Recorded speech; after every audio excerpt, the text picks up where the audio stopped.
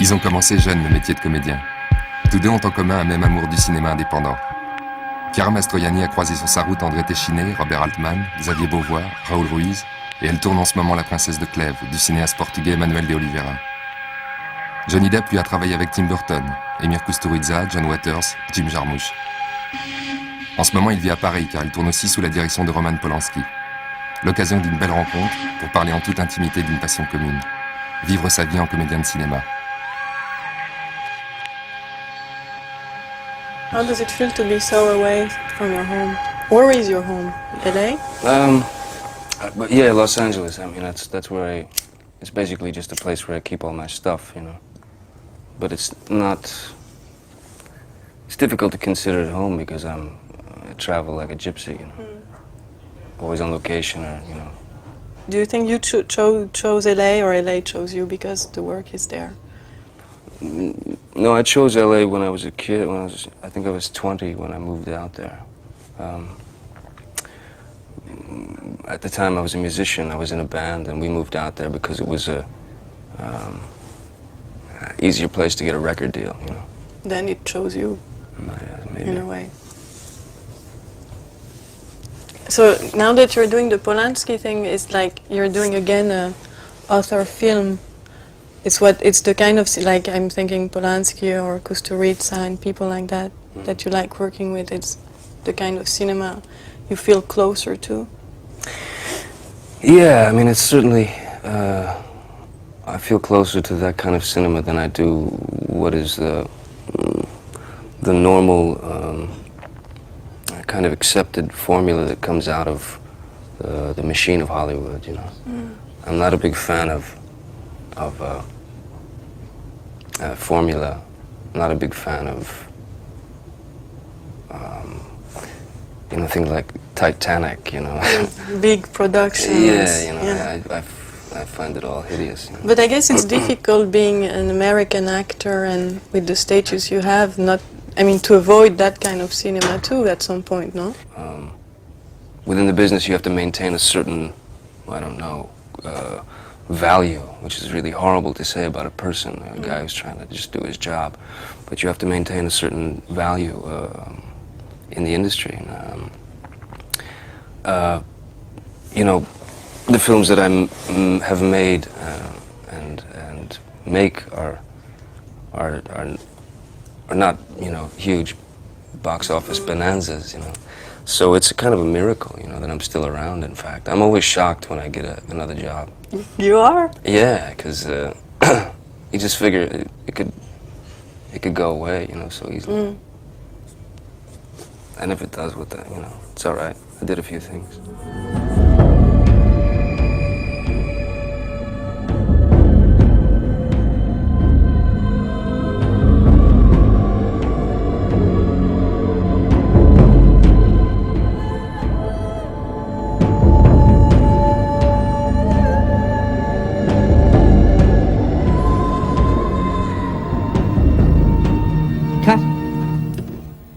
Hollywood really is a big machine, but that churns out people as product and makes a shitload of money on it.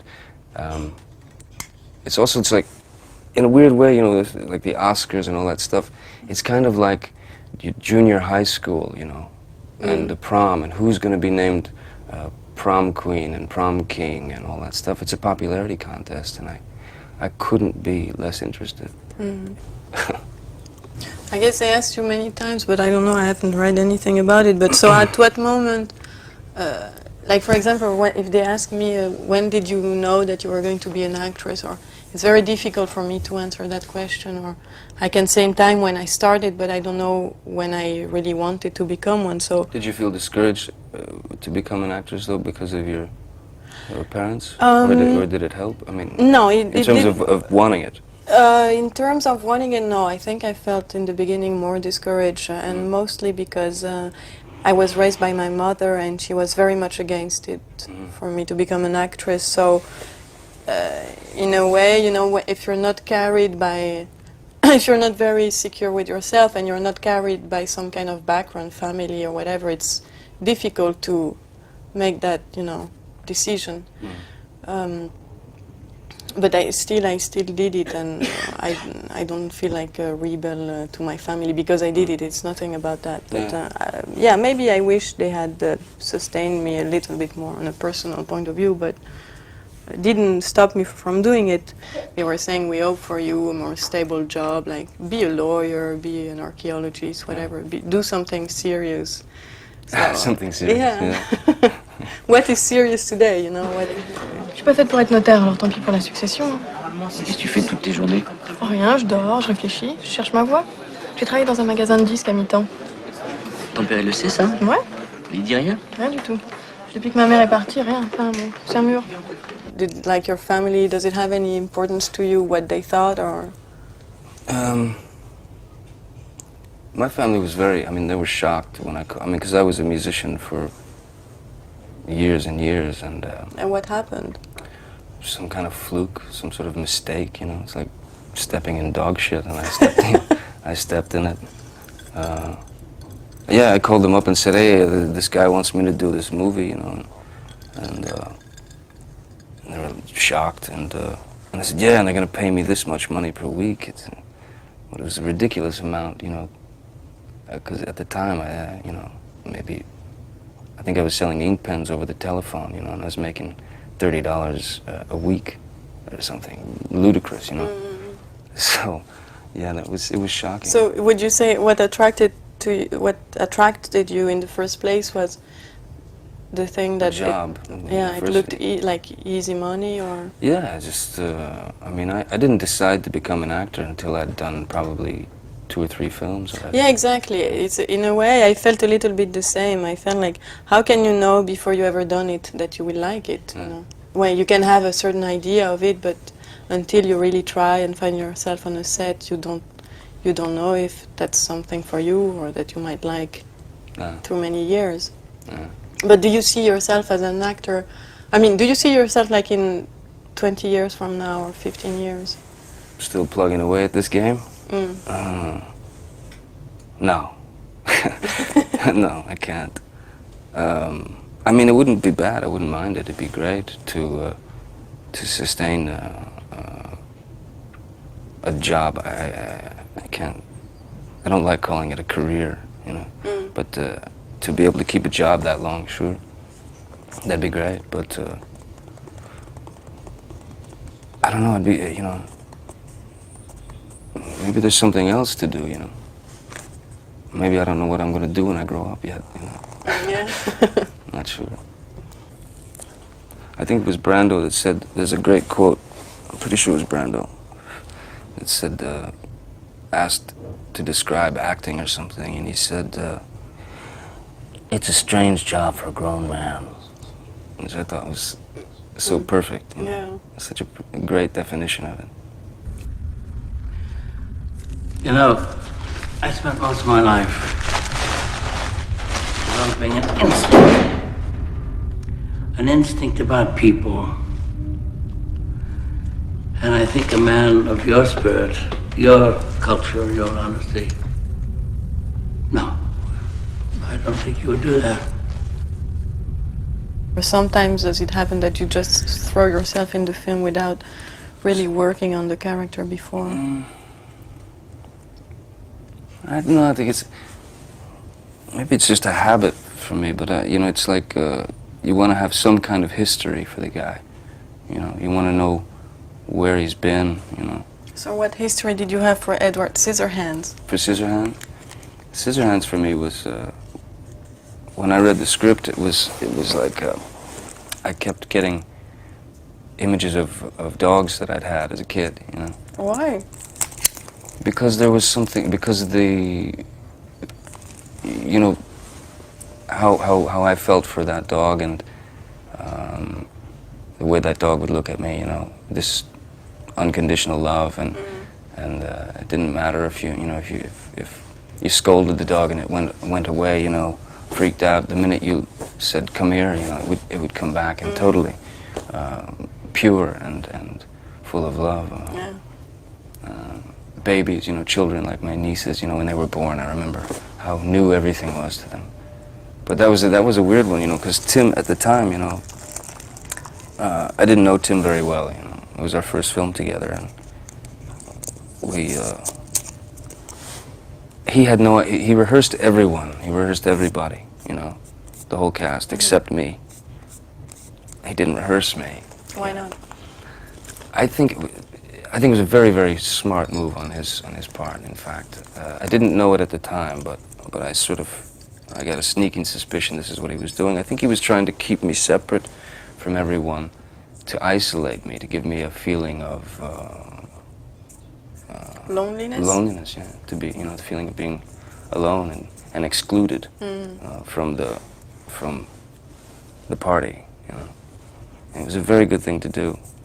It was good for me, it was good for the film, I think. But he rehearsed everyone, but he had no idea what I was going to do. The first day I walked on the set, strapped up in this leather, my hair sticking up about 3 feet, in virtual whiteface, He had no idea what the character was going to talk like or move like or anything. That was a scary moment. That was a scary moment. Same thing with Ed Wood, he didn't know until he said action the first day. Oh, you didn't rehearse for Ed Wood? No. We had a walkthrough the day before we started shooting, which was basically just consisted of saying, it'd be good if you stood here, and what do you feel like then? And you sort of walked. We didn't really go through any dialogue or anything. But he had, I imagine, a vague idea, but not really until he said action and then cut, It's always the first take, you remember that cut really well. The action you don't remember, but the cut you remember because there's complete silence at the end. And then in your head, you're going, okay, now you fucked up bad, It's Wood! What do you think you're doing? I'm directing. Not like that, you're naughty Wood. Get up immediately. Shame, Lord. That's it! I can't take it! Tim is a very, he's a mysterious guy, he's very elusive, 1 minute, you're talking to him, and then you sort of look at the light over here, and then he's gone, and you don't see him for a year. But when I do see him, when we do get together, it's, it's just like it's just a continuation of before. I read that you're going to work with him again soon, no? Yeah. Yeah, we're going to do The Legend of Sleepy Hollow, which is an old American story about a guy with the headless horseman. He got no head, and he comes into town and chops people's heads off. So it's a freaky movie. It's scary, yeah, it's a scary movie.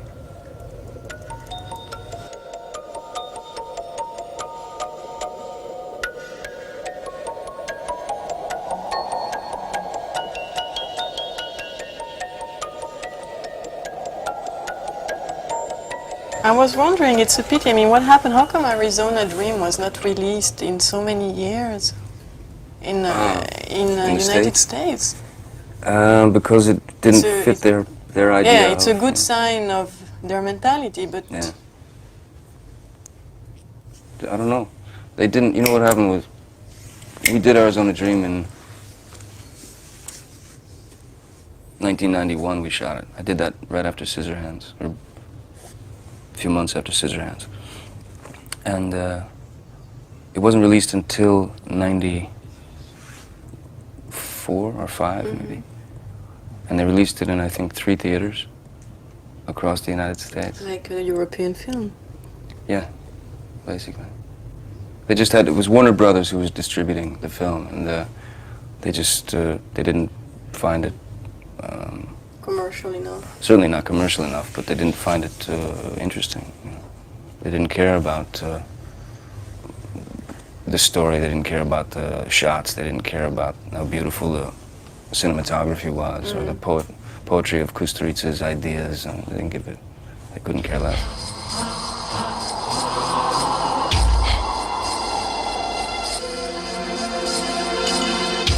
That was such a great experience working with him, because it wasn't like wasn't like work, first of all. It was just this kind of long, drawn-out,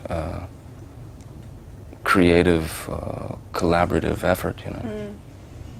You know, he's a guy you could go to. I went to him, the scene where I'm seducing Faye Dunaway.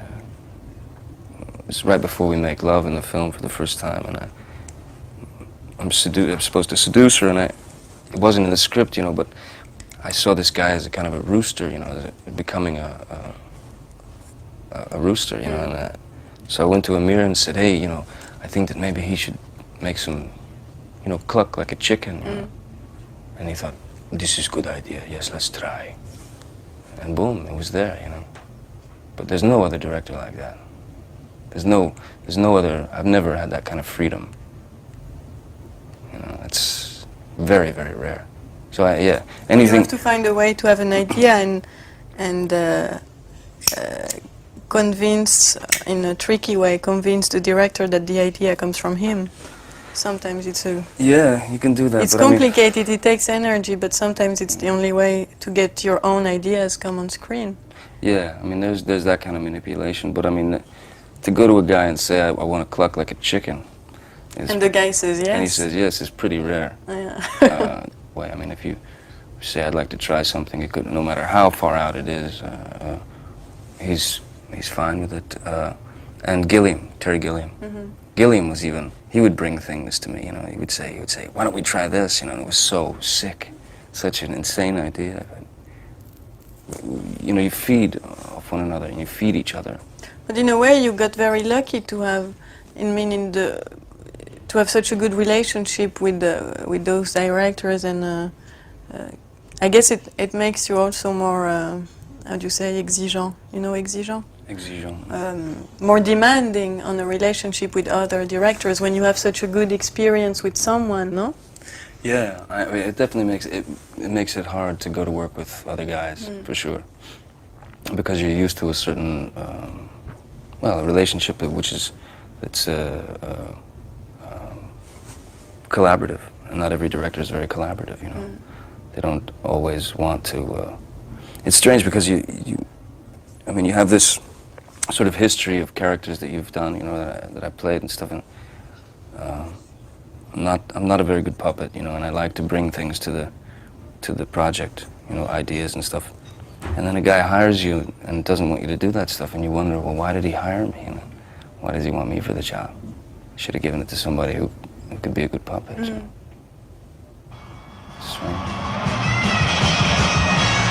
Suddenly, there was a terrible roar all around us, and the sky was full of what looked like huge bats, all swooping and screeching and diving around the car.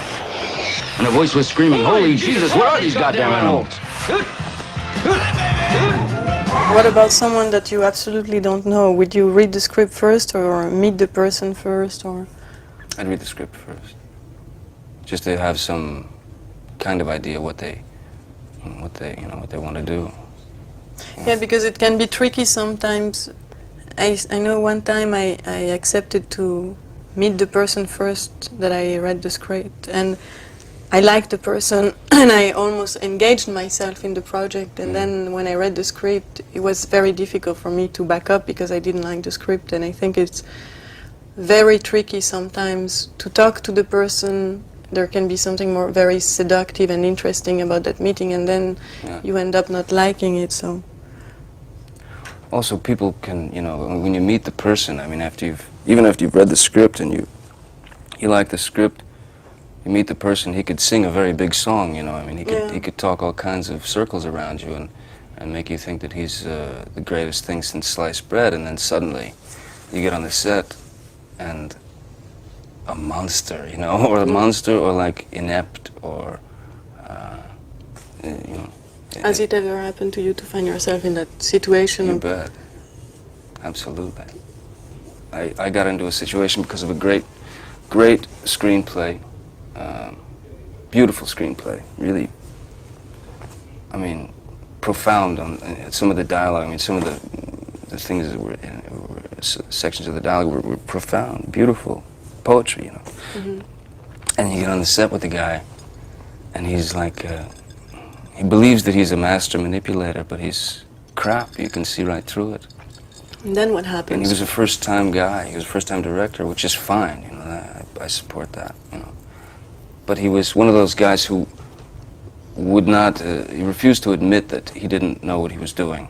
Yeah. You know, and he wouldn't take advice from people. And he just forged ahead, and it was a really awful. But then in that case, how do you motivate yourself? Because it takes like 2 months, 3 months of shooting, and if you find out. Rum will motivate you at that point. No, it was. I mean, we hit a point in that film where I actually had to tell the guy, hey, you know, don't. You can say action and cut and print if you like, but don't say anything else to me, because I want to kill you. You know, I'd really like to have my hands around your throat. You know. So he didn't bother me anymore. He just stayed away. He said action, cut, print, rap, and that was it. And so how did you arrive with the idea? How did you come up to the idea of directing? Does it come from a kind of, I don't know, the lack of good projects that other people would bring to you than you want to? You end up thinking, well, maybe if, you know, I bring one idea to the end and direct it and all, or how? The only reason that I directed The Brave, or wanted to direct The Brave, is because I was too inarticulate to tell a director what I wanted, you know, what I wanted it to look like or be like, or what the pace should be like, or what the rhythm should be like, and what it should feel like, you know. Just because I couldn't express that, you know. And the fact of directing for the first time and acting in it didn't scare you? It didn't scare me, I was ignorant, you know. It didn't scare me at all. If you had to do it again, would you act in it? No.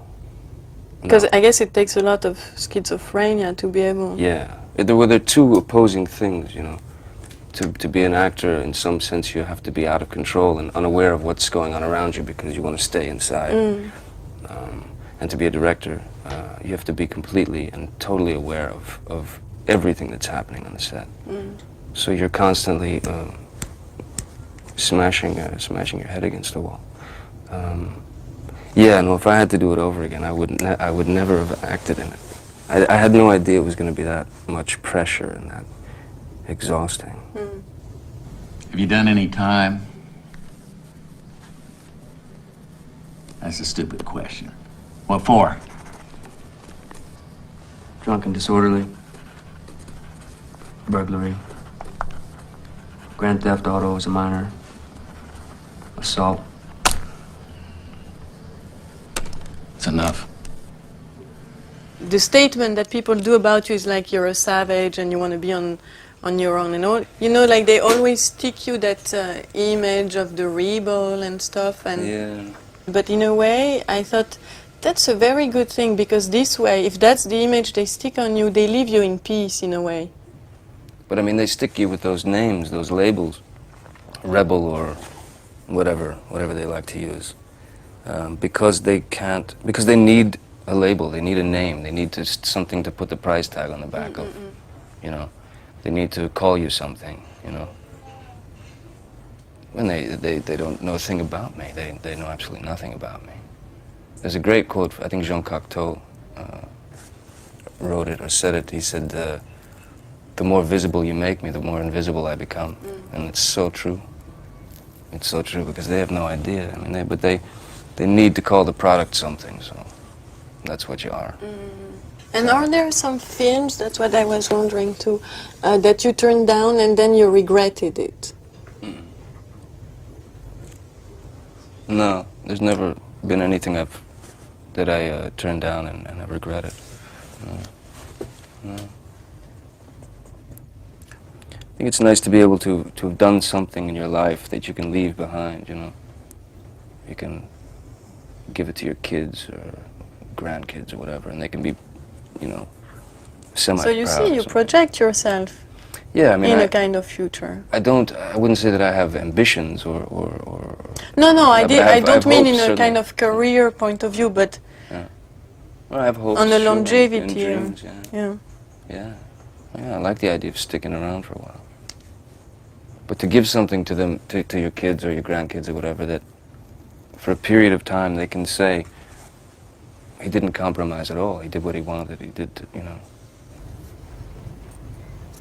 C'est pas facile. No. No, not easy. Yeah, but you know, tous les jours c'est la fête.